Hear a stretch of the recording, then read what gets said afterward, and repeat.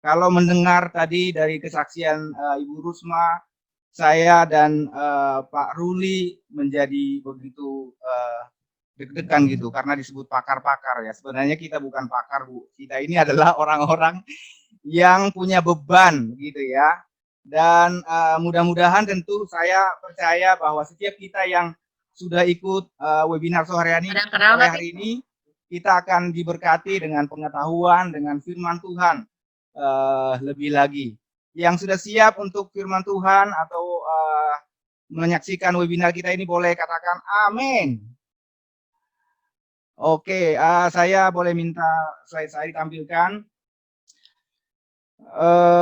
Bapak Ibu sekalian, peserta webinar yang dikasihi Tuhan, pada materi saya yang pertama ini, saya akan membahas yaitu peran orang tua sebagai guru agama atau guru sekolah minggu. Jadi yang lebih berkaitan dengan topik kita secara teknis mengenai bagaimana mengatur waktu, bagaimana menjadi guru bagi anak-anak nanti akan lebih banyak dibahas oleh pembicara kita yang kedua, yaitu Pak Ruli. Jadi pada sesi pertama ini saya ingin kita semua memiliki pemahaman yang sama bahwa sebenarnya kita sebagai orang tua yang dipercayakan Tuhan, anak-anak, apakah kita punya anak 1 atau 2 atau 3 orang atau 5 orang, bahwa kita sebenarnya tidak hanya sekedar menjadi orang tua saja,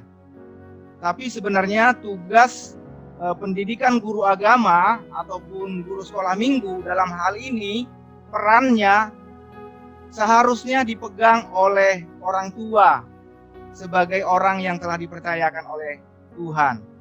Ya, jadi mungkin Bapak Ibu bertanya, loh, bukannya ada guru sekolah, guru agama di sekolah, bukannya ada guru sekolah minggu di gereja. Nah, Bapak Ibu jangan salah paham. Jadi baik guru sekolah minggu maupun guru agama di sekolah ataupun saudara sebagai orang tua di rumah, kita adalah mitra kerja, gitu ya.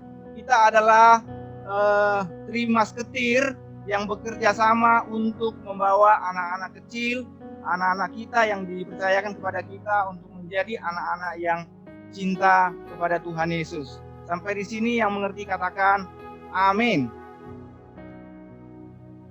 Nah, Bapak Ibu, mari kita lihat apa kata firman Tuhan mengenai saudara. Bagaimana saudara ternyata adalah harus menjadi guru, harus menjadi pendidik, terutama pendidik moral, pendidik firman Tuhan, gitu ya. Nah, kita melihat yang pertama, kalau saudara bisa melihat layar saya, di dalam Ulangan 6 ayat 7, Ulangan 6 ayat 7, kita lihat di layar sama-sama. Di dalam ayat 6 saya bacakan, apa yang kuperintahkan kepadamu pada hari ini, haruslah engkau perhatikan. Ayat 7, haruslah engkau mengajarkannya berulang-ulang kepada anakmu, anak-anakmu, dan membicarakannya apabila engkau duduk di rumahmu, apabila engkau sedang dalam perjalanan, apabila engkau sedang berbaring, dan apabila engkau sedang bangun. Nah, perhatikan ayat 6, di dalam Ulangan 6 ayat 6 ini dikatakan, apa yang kuperintahkan kepadamu. Di sini Tuhan memberikan perintah kepada orang-orang Israel, tentu saja kepada orang-orang tua. Nah, pada ayat yang ketujuh yang berwarna merah saya tulis di sana, haruslah. Jadi mengajarkan firman Tuhan, mengajarkan ajaran-ajaran Tuhan itu bukan sebuah pilihan, Bapak Ibu orang tua yang dikasihi Tuhan, melainkan suatu keharusan. Amin. Nah, haruslah engkau mengajarkannya berulang-ulang. Nah, kata engkau mengajarkannya ditujukan kepada orang tua Israel, orang tua orang-orang Kristen. Jadi kalau kita sekarang adalah orang-orang yang percaya kepada Tuhan, maka kitalah sebagai orang tua yang punya tanggung jawab untuk mengajarkan firman Tuhan, Taurat Tuhan kepada anak-anak kita. Nah, ini yang perjanjian lama ya. Di dalam perjanjian baru, Tuhan Yesus juga memberikan ayat yang kedua di dalam Matius 28 ayat 19. Layarnya boleh dilanjutkan, Pak Matias. Dalam Matius 28 ayat 19-20 yang kita kenal dengan amanat agung, yaitu perintah Tuhan Yesus, ya, yang paling utama sebelum Tuhan naik ke surga. Dikatakan gini, saudara juga boleh baca sama-sama ya, Matius 28 19-20. Karena itu pergilah, jadikanlah semua bangsa muridku, dan baptislah mereka dalam nama Bapa dan Anak dan Roh Kudus. 20. Dan ajarlah mereka melakukan segala sesuatu yang telah kuperintahkan kepadamu. Dan ketahuilah aku menyertai kamu senantiasa sampai kepada akhir zaman. Ya, kalau kita lihat di sini tugas murid-murid Tuhan. Nah, murid-murid Tuhan apakah hanya para rasul? Apakah hanya para pendeta? Tentu saja tidak, Bapak Ibu. Kalau saudara hari ini sudah menjadi Kristen, sudah menjadi orang tua, maka perintah ini datang kepada saudara. Dan dikatakan, jadikan semua bangsa muridku. Jadi, apakah kita punya tugas untuk menjadikan semua bangsa murid? Ya. Tapi saudara yang ada di dalam keluarga, kepada saudara diberikan anak-anak kecil, anak-anak bayi, anak umur 1-2 tahun, dan seterusnya. Merekalah yang harus saudara ajarkan. Jadi Yesus berkata, kita harus mengajarkan firman Tuhan kepada anak-anak kita. Nah, kalau tadi itu perjanjian lama, ini Injil, perkataan dari Yesus. Yang ketiga, kita melihat landasan Alkitab yang ketiga dari surat Paulus kepada jemaat di Efesus. Di dalam Efesus 6 ayat yang keempat. Efesus 6 ayat yang keempat, kita baca sama-sama, Bapak Ibu. Dan kamu, bapak-bapak, janganlah bangkitkan amarah di dalam hati anak-anakmu, tetapi didiklah mereka di dalam ajaran dan nasihat Tuhan. Sekali lagi ya, dan kamu bapak-bapak, garis miring ibu-ibu. Kenapa mesti ibu-ibu ditambahkan? Karena anak-anak itu adalah anak-anak dari suami istri, bukan? Berarti bapak-bapak dan juga ibu-ibu, nggak mungkin hanya bapak-bapak ya. Janganlah bangkitkan amarah di dalam hati anak-anakmu, tetapi didiklah mereka di dalam ajaran dan nasihat Tuhan. Jadi di sini kembali Paulus memberikan pesan yang penting kepada jemaat di Efesus, bahwa kita sebagai orang tua harus mendidik anak-anak kita di dalam ajaran dan nasihat Tuhan. Jadi di sini saya menunjukkan kepada saudara, kepada Bapak Ibu, 3 landasan Alkitab yang cukup kuat dari perjanjian lama, dari Injil, dan dari surat penggembalaan dari Paulus. Saya rasa cukup ya, meskipun masih banyak lagi ayat yang lain yang menyatakan bahwa orang tua harus mengajarkan anak-anak tentang firman Tuhan. Oke, sampai di sini yang masih mengikuti saya, yang masih bisa mengikuti acara kita ini, boleh saya melihat tangannya dilambaikan atau emotikonnya dikasih jempol atau seperti ini. Oke, saudara masih tetap semangat. Oh, berarti sekarang saya sadar bahwa ternyata saya adalah guru agama. Sebagai orang tua, saya adalah guru sekolah minggu. Wah, berat banget pekerjaan saya. Saya adalah seorang istri. Saya adalah seorang suami, kata saudara. Itulah hebatnya orang tua ya. Tapi yang saya berbicara di sini adalah perannya ya. Oke, kita lanjutkan. Nah, Bapak Ibu sekalian, bagaimanapun saudara perlu tahu alasan penting kenapa saudara dan saya, kita sebagai orang tua, harus mengambil tanggung jawab sebagai guru moral, sebagai guru agama Kristen, sebagai guru sekolah minggu. Jadi kita tidak boleh lagi hanya mempercayakan hal ini kepada guru agama di sekolah saja, kepada guru sekolah minggu di gereja saja. Karena buktinya apa? Selama 8 bulan ini saudara tidak pernah ke gereja, bukan? Nah, berarti penggembalaan dari gereja saat ini sedang tidak berfungsi. Kalau begitu, apakah anak-anak tidak mendengarkan firman Tuhan? Mereka mendengarnya secara online, tapi seberapa efektif, ya kan?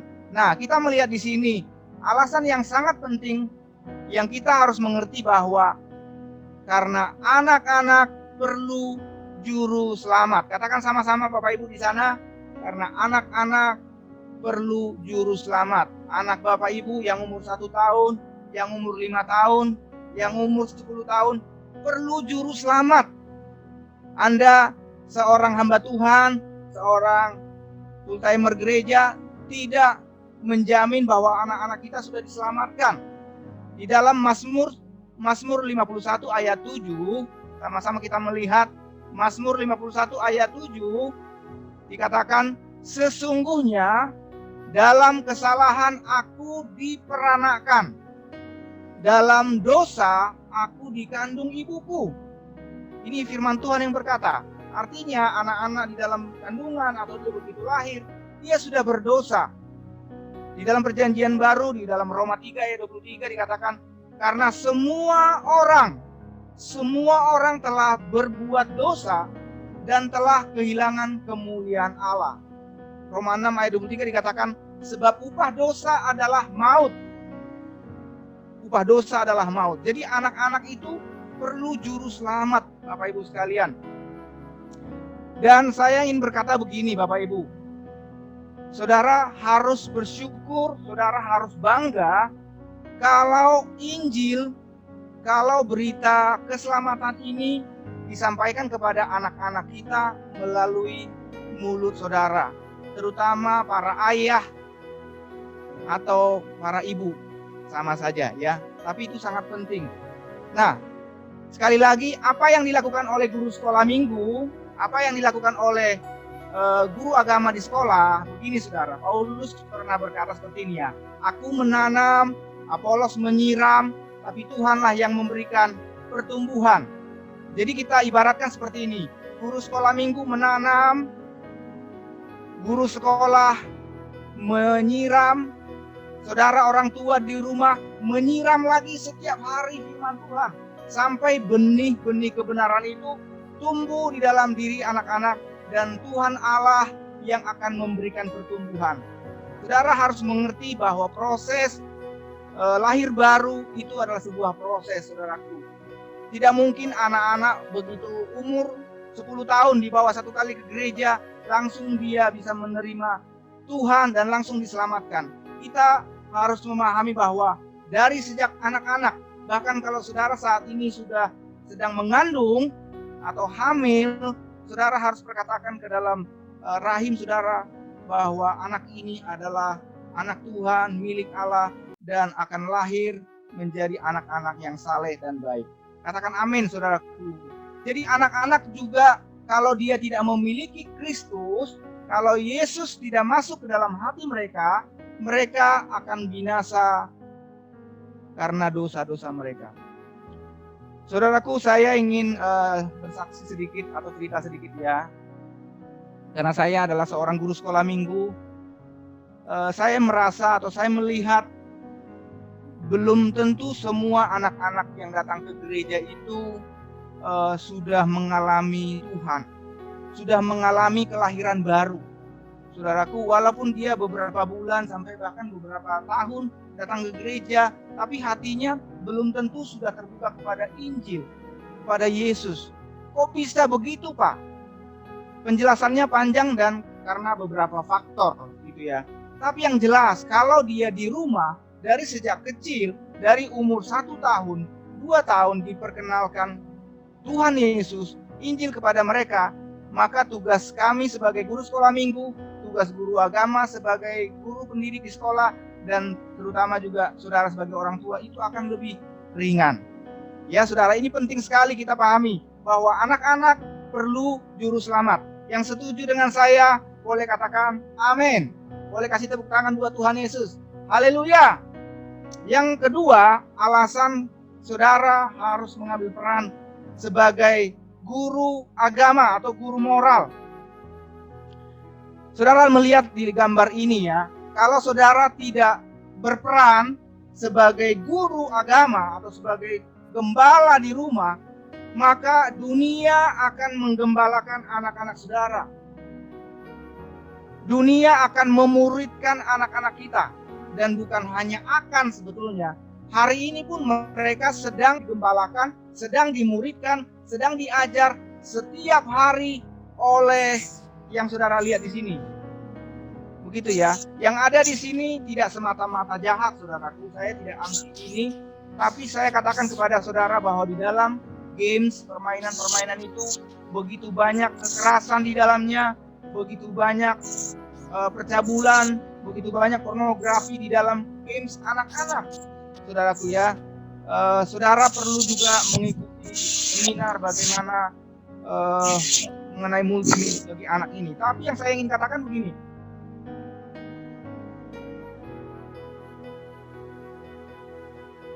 tes. Kalau kita tidak mengambil peran ini, mengambil tugas ini, maka dunialah yang akan mengajar mereka, mendidik mereka dengan nilai-nilai yang ada di dunia. Saudara, kembali lagi saya ingatkan ya, misalnya begini, kalau misalnya anak-anak itu ibadah online seperti yang saudara ikuti selama ini, ibadah online kan hanya 1 jam. Kalau di gereja kami itu sekitar 40 sampai 45 menit ibadah online. Nah, itu sudah pujian penyembahan dan termasuk firman Tuhan. Saya ingin kita realistis saja ya, Bapak Ibu orang tua di sini, termasuk juga guru-guru sekolah minggu di sini, rekan-rekan saya ada banyak di sini, boleh lambaikan tangan saudara, guru-guru sekolah minggu. Kita hanya punya ibadah online 1 jam 1 minggu. Lalu kalau anak-anak itu tidak ditemani oleh orang tua, saya menjamin, saya sebagai gembala anak menjamin, kalau saudara tidak mendampingi mereka, mereka mungkin konsentrasi tidak lebih dari 5 menit mendengarkan firman Tuhan. Dan percayalah kepada saya sudah lama jadi guru sekolah minggu. Anak-anak itu terutama umur 1 sampai 5 tahun, mereka itu harus didampingi Bapak Ibu. Mereka itu harus ditemani. Ya, jadi kita tidak bisa membiarkan mereka. Dan saya memohon kepada saudara, tolong dampingi mereka pada waktu mereka ibadah online. Jangan dibiarkan mereka jangan-jangan ibadah online bukan ibadah online. Mereka main game saat ibadah online pada saat saudara nggak lihat.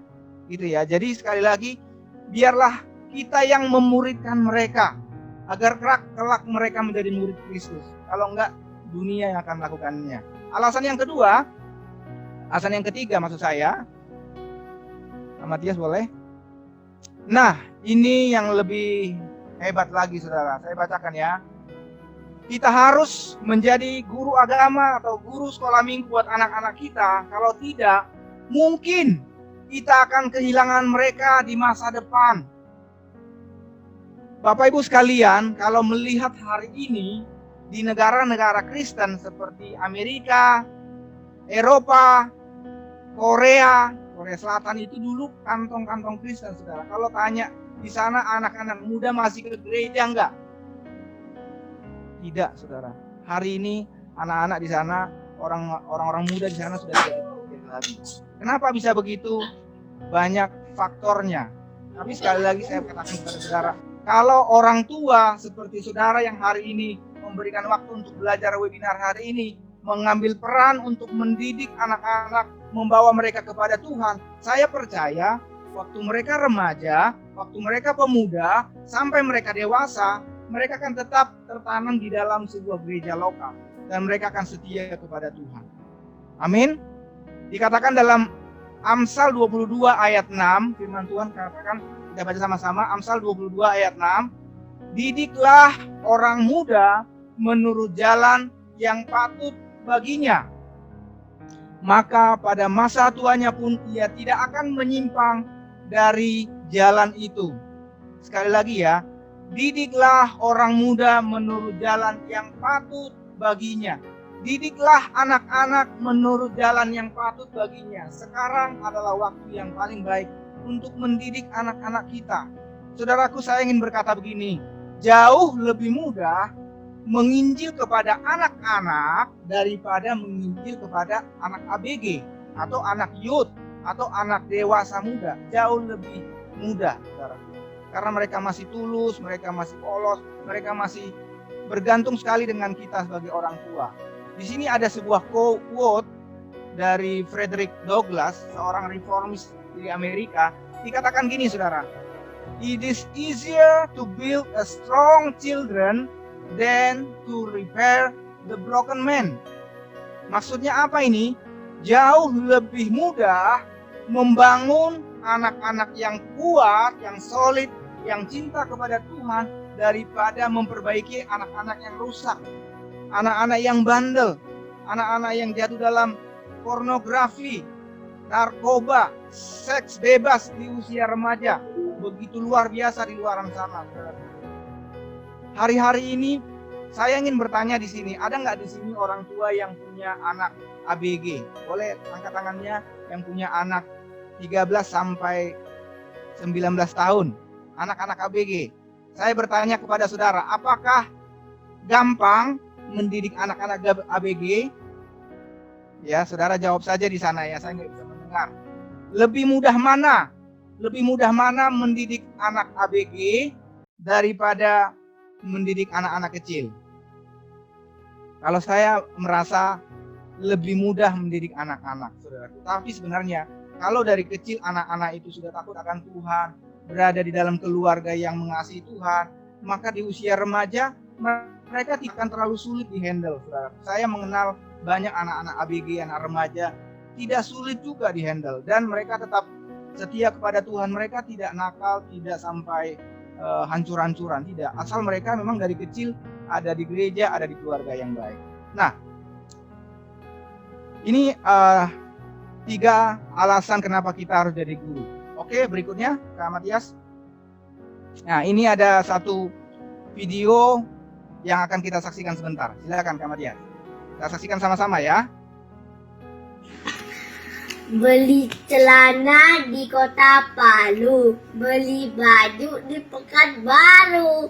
Wahai Corona, cepatlah berlalu, karena mamaku tidak cocok jadi guru.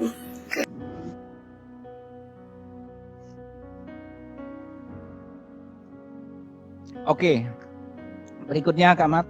Next. Bapak Ibu, pantun yang tadi tidak mewakili ibu-ibu yang ada di webinar ini ya. Ini hanya intermezzo saja, saudara. Memang betul bahwa guru itu sebenarnya sebuah panggilan dan sebuah karunia lah, talenta kalau tidak orang gereja sebenarnya ya. Jadi kalau kita tidak cocok jadi guru ya, saudara tidak perlu putus asa. Memang tidak semua kita dipanggil jadi guru gitu ya. Nah, sekarang kita sudah mengerti. Kita harus mengambil peran guru agama dan guru sekolah minggu itu. Kita tidak boleh serahkan kepada orang lain yang dalam tanda petik kita tidak tahu juga kehidupan mereka di luar sana. Lebih baik kita ambil tanggung jawab ini supaya kita bisa memiliki mereka tetap sampai mereka tua nanti. Nah, dengan cepat saudara-saudara, bagaimana caranya menjadi guru, orang tua, guru sekolah minggu atau guru agama di zaman now. Nah, saudara, saya memberikan 4 tips saja ya bagaimana mendidik anak. Yang pertama, kita harus mendidik anak dengan cinta kepada Tuhan. Kita sebagai orang tua harus terlebih dahulu mengasihi Tuhan. Saudaraku, kalau saya tanya kepada Bapak Ibu yang ada di sini, siapa di sini yang mengasihi Tuhan? Pasti akan saudara mengangkat tangan, saya mengasihi Tuhan. Amin. Nah, saudaraku, anak-anak itu sebenarnya bisa melihat apakah benar orang tuaku ini sungguh-sungguh mengasihi Tuhan. Apakah kita memiliki persekutuan yang baik dengan Tuhan? Apakah anak-anak melihat kita berdoa kepada Tuhan? Apakah anak-anak melihat kita bergumul kepada Tuhan di masa-masa pandemi ini? Apakah saudara mengajak mereka berdoa? Itu semua anak-anak bisa lihat, saudaraku. Gitu. Jadi saudara yang ada di rumah tidak perlu panjang-panjang berceramah seperti pendeta, seperti guru sekolah minggu, karena mereka langsung melihat saudara. Gitu ya.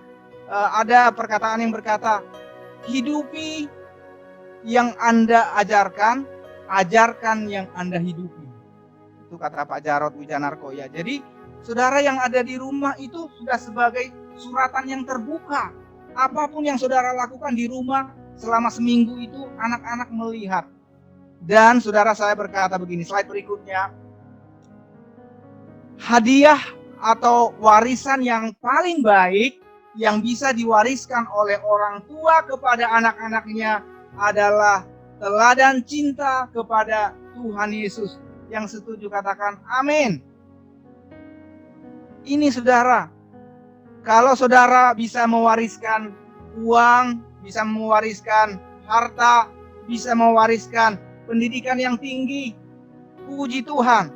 Tapi kalaupun tidak bisa, jangan berkecil hati, jangan bersedih Bapak Ibu. Kalau saudara bisa mewariskan teladan cinta kepada Tuhan, mereka hatinya melekat kepada Tuhan dari kecil, maka itu adalah warisan yang paling baik yang bisa kita berikan kepada mereka. Sampai di sini saudara setuju?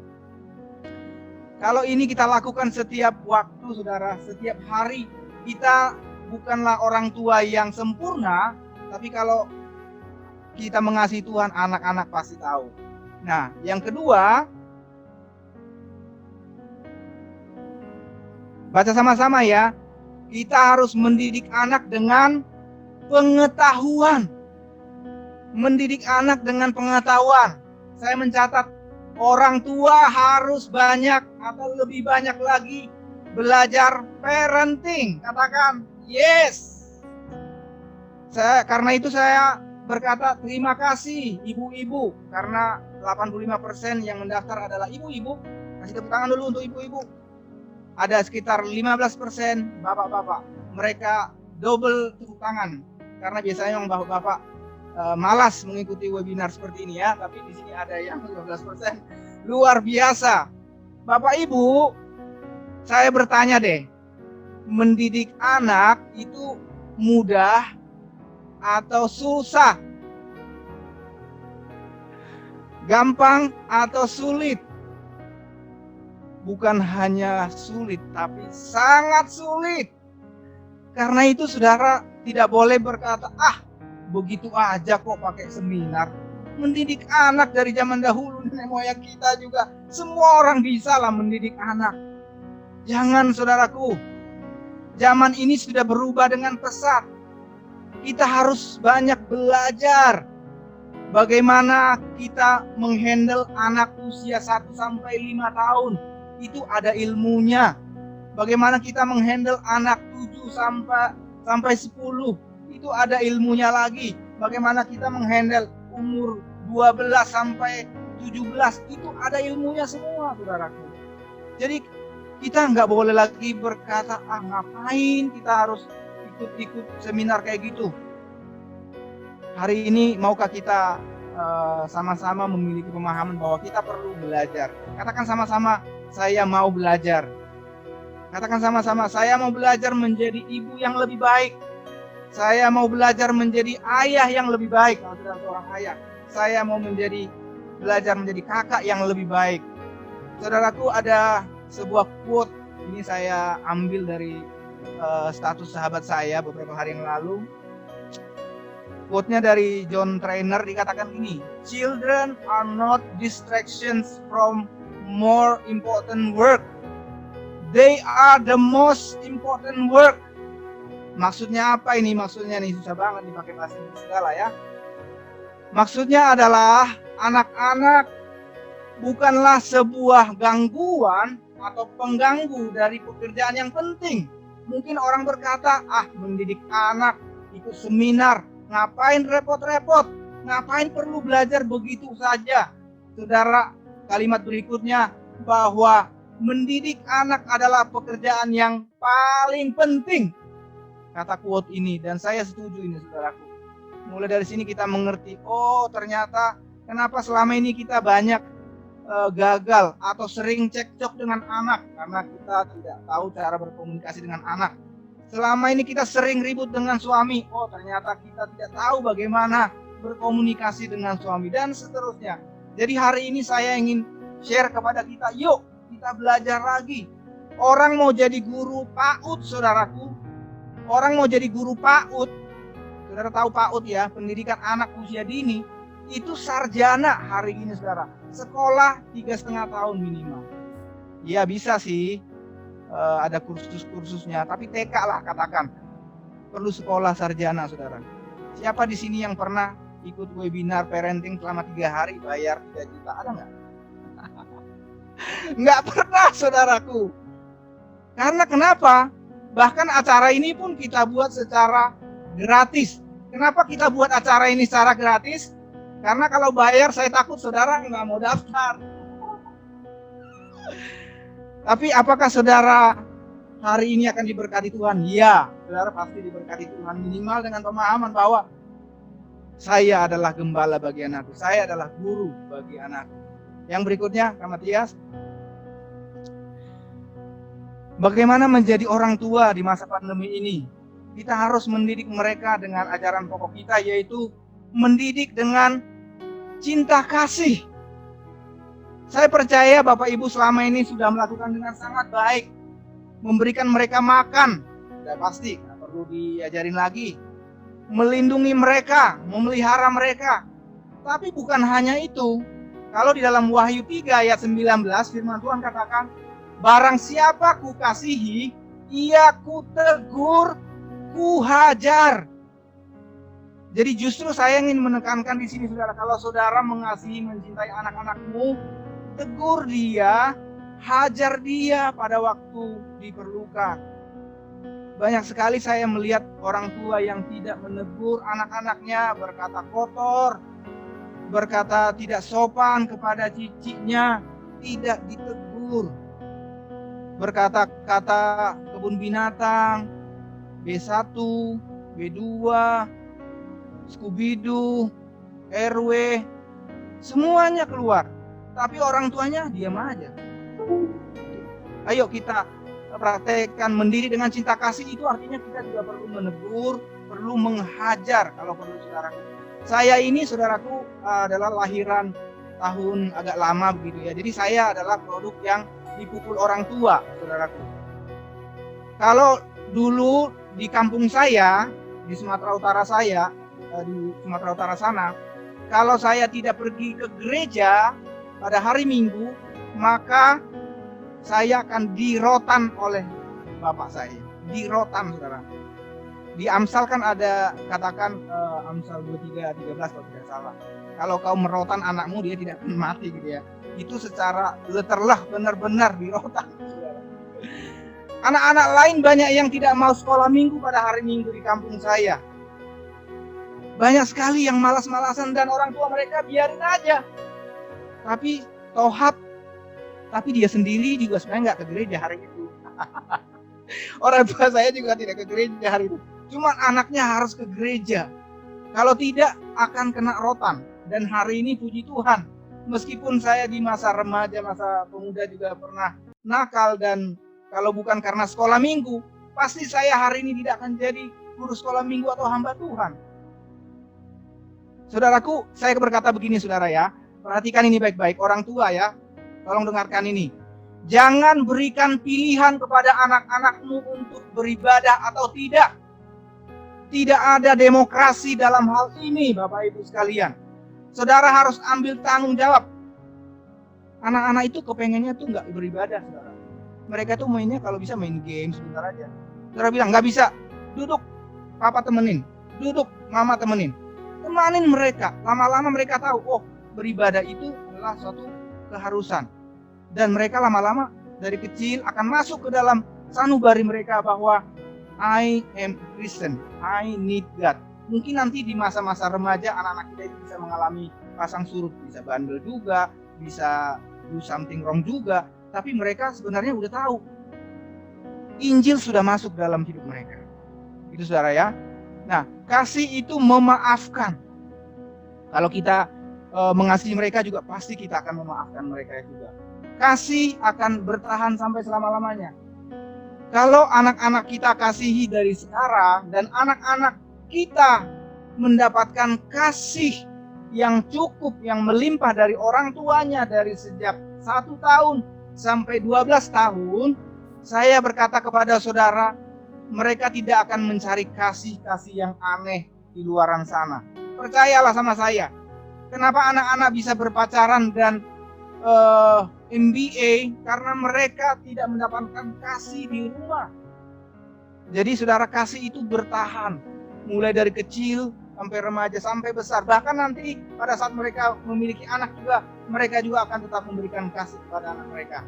Nanti kalau kita sudah tua, anak-anak kita menjadi orang dewasa, mereka juga akan tetap menjaga kita, mempraktikkan kasih yang sama. Katakan amin. Boleh lambaikan tangan saudara yang masih menyimak acara ini. Mendidik anak itu adalah pekerjaan yang sulit karena diperlukan yang namanya kesabaran. Katakan sama-sama, kesabaran. Elus dada saudara, sabar. Saudara tahu dalam bahasa Inggris sabar artinya apa? Ada yang tahu? Jangan dikeluarin dulu, Kak Mat. Murah hati. Sabar itu murah hati. Oke, udah dikeluarin, nggak apa-apa ya. Oke, boleh di-unmute lagi. Lihat di situ ya. Sabar ternyata di dalam bahasa Inggris diterjemahkan long suffering. Saudara, pantesan selama ini gua menderita mendidik anak. Wah, secara saya percaya ini tidak kebetulan ya, saudara. Ternyata memang mendidik anak itu memerlukan kesabaran yang luar biasa. Sampai Alkitab membuatnya, menerjemahkannya dengan long suffering. Karena itu orang tua yang dikasihi Tuhan, jangan menyerah, tetap semangat dalam mendidik anak. Katakan long suffering. Yang keempat, yang terakhir, saudara. Mendidik anak dengan menerima mereka apa adanya. Saudaraku, semua anak itu unik. Semua anak itu istimewa. Katakan amin. Kalau Tuhan sudah memberikan saudara anak, apapun keadaannya, mau dia pintar, jenius, kurang pintar, ganteng, kurang, semua adalah anak-anak Tuhan dan kita harus menerima mereka apa adanya. Yang setuju katakan amin. Saudara, ada anak yang pintar matematika, pintar bahasa Inggris, pintar Mandarin, bisa main musik, suaranya bagus, anaknya penurut, bisa dikasih makan apa saja, makan gampang, tidak pernah rewel. Masalahnya adalah anak ini atau anak itu bukan anak kita, tapi anak orang.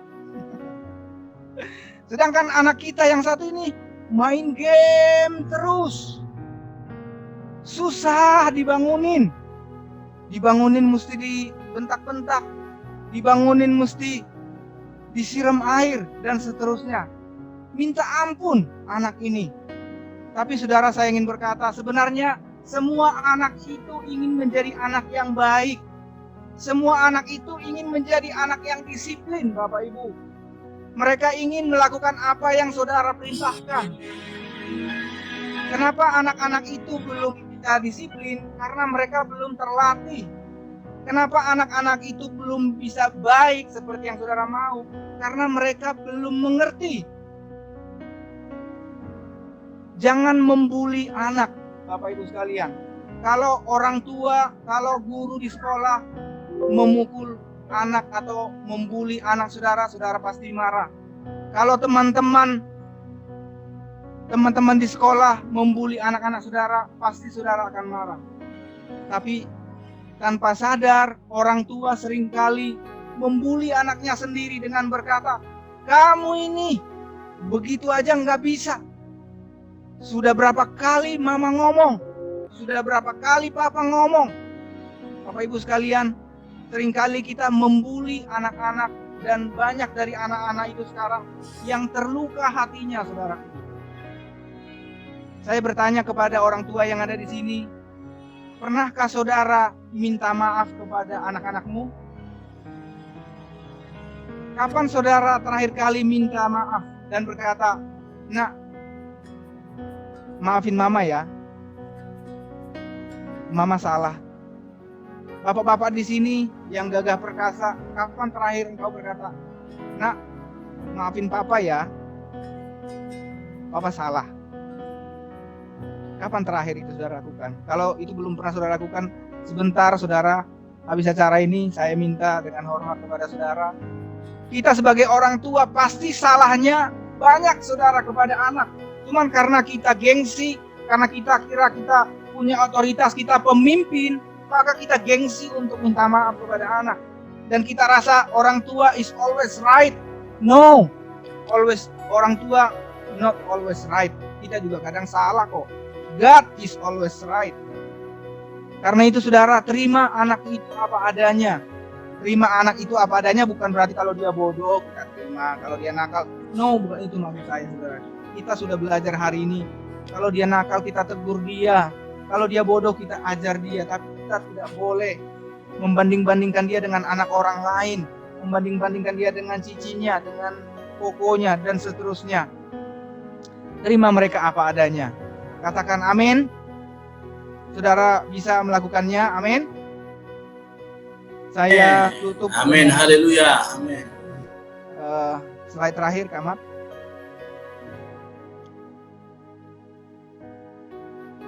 Sebagai eksekutif summary ataupun rangkuman, saya ingin bacakan kepada kita semua. Amin. Mendidik anak agar takut akan Tuhan merupakan perintah dan kewajiban setiap orang tua. Agar kelak mereka menjadi anak-anak yang mengasihi Tuhan Yesus. Karena itu mari kita mendidik anak-anak kita dengan cinta kepada Tuhan lebih lagi. Katakan amin. Belajar tanpa henti, belajar parenting, baca-baca buku, Bapak Ibu. Mencintai anak seperti Tuhan mencintai mereka. Dan selalu menerima anak-anak kita apa adanya mereka. Dengan demikian kita akan mewariskan iman yang mantap kepada generasi berikutnya. Saudara yang setuju dengan statement ini boleh katakan amin. Saya ingin minta waktu saudara di tempat saudara berada, boleh tutup mata saudara. Saya ingin kita berdoa sebentar, merefleksikan apa yang sudah kita sama-sama dengarkan hari ini. Boleh tenangkan hati saudara. Hari ini adalah hari yang baik Bapak Ibu. Dimanapun Bapak Ibu berada, saya percaya ini bukan suatu kebetulan. Tuhanlah yang mengizinkan acara ini terjadi. Tuhanlah yang menggerakkan saudara untuk ikut acara ini.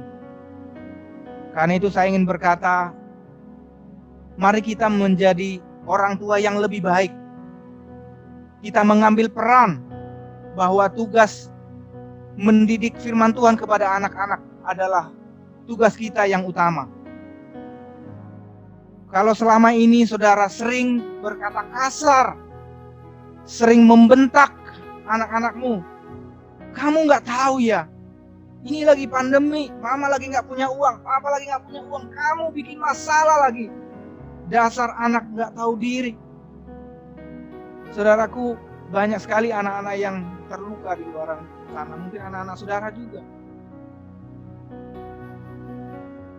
Kalau mereka disakiti oleh orang-orang, saudara akan marah. Tapi kalau saudara yang melukai hati mereka, maukah saudara hari ini berkata, ya, aku mau menjadi ayah yang lebih baik, ibu yang lebih baik. Saya ingin berdoa kepada kita sebentar, saudara. Tuhan Yesus, sore hari ini kami telah mendengarkan firman-Mu, pesan-pesan-Mu bagaimana kami harus mendidik anak kami di dalam takut akan Tuhan. Dan kami tidak mau dunia yang memuridkan, menggembalakan mereka ya Tuhan. Hari ini kami baru sadar bahwa mendidik anak adalah pekerjaan yang sangat penting, lebih penting daripada mencari uang ya Tuhan. Ampuni kami selama ini kami tidak tahu. Ampuni kami selama ini banyak sekali berkata kasar kepada anak-anak kami. Ya Bapa, ya Tuhan, ampuni kami ya Tuhan. Kami lelah ya Tuhan, kami frustrasi.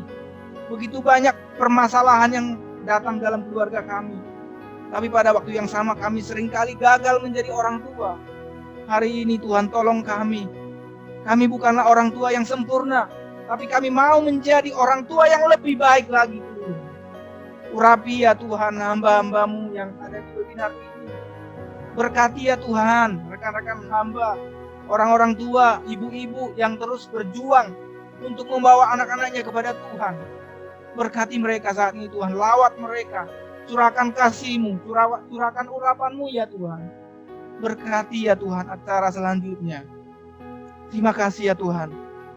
Kami berjanji Tuhan, siapapun anak kami, apapun keadaan anak kami yang Tuhan berikan kepada kami akan menerima mereka, mendoakan mereka, memelihara mereka, dan kami akan bawa mereka kepada Tuhan Yesus. Terima kasih Tuhan, berkati acara selanjutnya ya Bapa. Terpujilah nama-Mu, dalam nama Yesus kami berdoa dan bersyukur. Kita yang percaya sama-sama katakan, amin, amin.